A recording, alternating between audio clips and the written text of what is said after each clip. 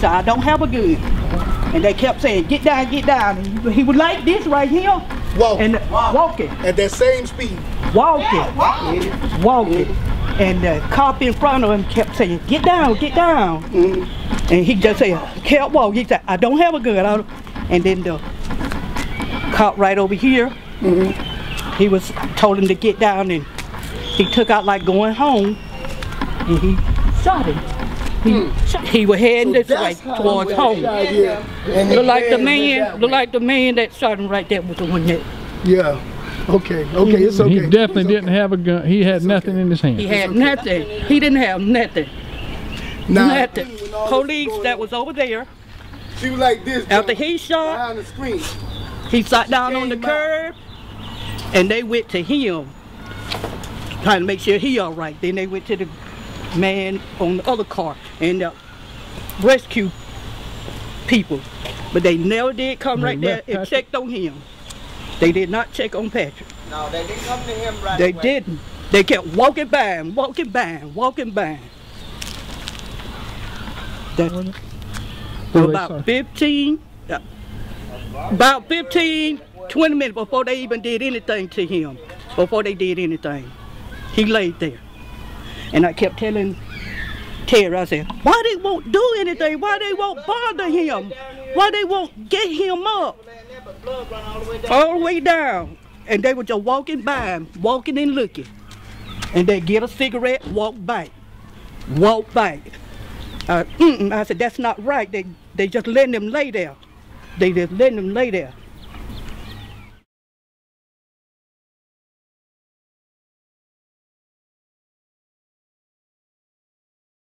Tell me. Whenever I was first awakened, it was around 3:20. I could hear commotion. And I could hear feet, like people running. Doop, doop, doop, doop, doop, doop. And I heard pow.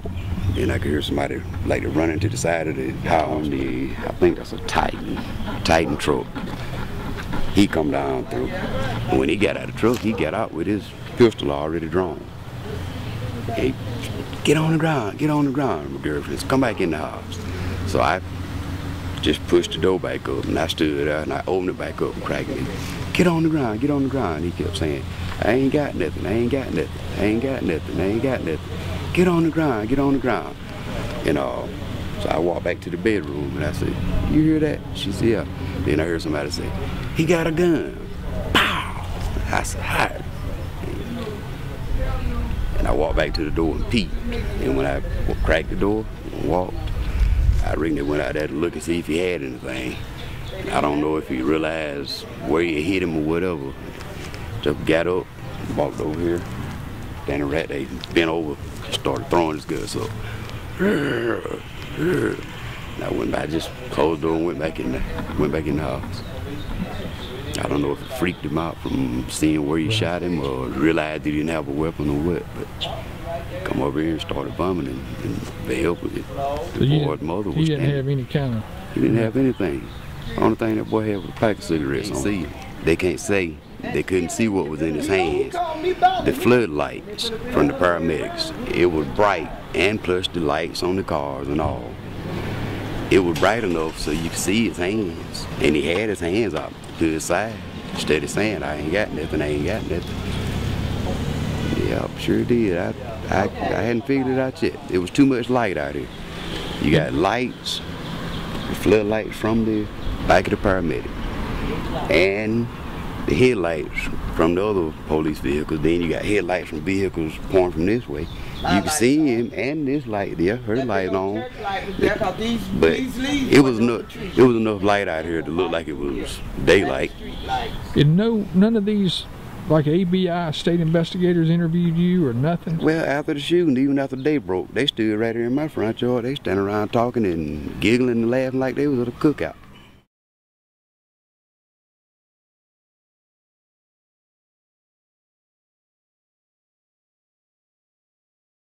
More time, because I'm gonna come back in. I've watched them. I could sit on that porch. Shooter, Tony Smith. I don't know. Both of them name was Tony. So. Okay.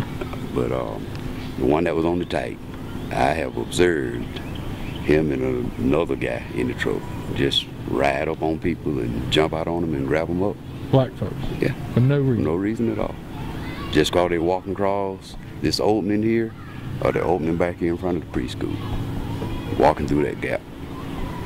What they call the snake road.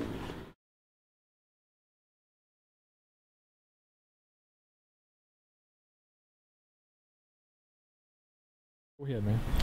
Tuesday, January the 31st, 2012, at about between 2:30 and 3 o'clock. Me, Velma Humphrey, called 911 for my son, who was schizophrenic, and I told them what the situation was. Paramedics arrived. When they arrived, they took down all the information. Then they went in to check on my son, and he come to the door and he asked them, "What are they doing here? What are you doing here?" And he just went back in his room and put his clothes on, and he come back out and he was saying, "What in the hell you doing here? Get the hell out of here." And then he began to tussle with the paramedics. One of them ran off and left the one-armed paramedics here to deal with him, and they come all outside, tussling with him outside at the ambulance. About 15, 20 minutes after that, he jumped on the phone and he told them he needed help. He need backup, he need help. About 15 minutes after that, the police pulled up. My son went to his car window and started beating on the officer. When the officer pulled up, he went to open his door, but he was too close to the curb, and big as he was, he couldn't get out. By then, my son arrived at the door. He slammed the car door back, and my son went to beating on the car door and pulled the car door open and reached in for him. And as he tried to get out, he fell to the ground. My son backed off from him, shot went off. My son went over here, banged there, to the corner of the porch. Boom, and then he hit right here,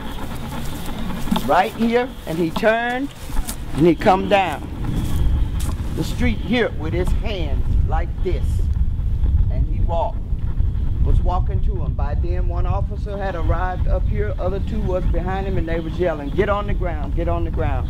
And he walked to him like this. And when he got here, the officer shot him, and he fell right here.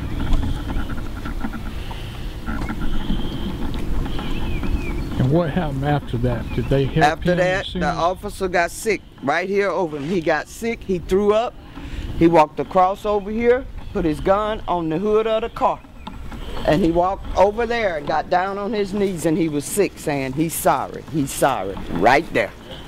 He was crying too. Yeah, right there.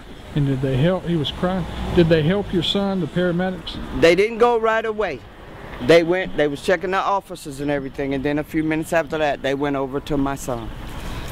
And how long was he there before they got him in the ambulance and got him out of here? I guess he may have laid there 10, 15 minutes.